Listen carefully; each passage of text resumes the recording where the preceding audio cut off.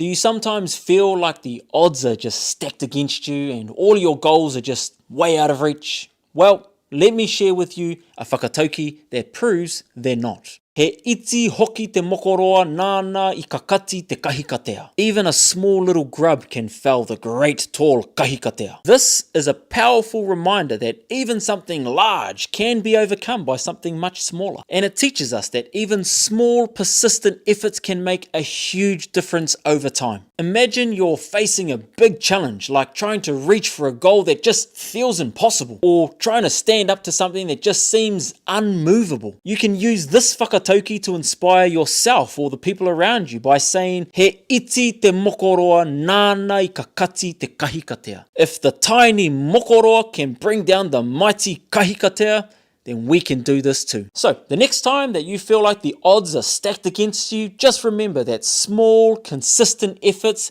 can have a huge impact. You can achieve great things and you got this. He iti hoki te mokoroa nānā I kakati te kahikatea.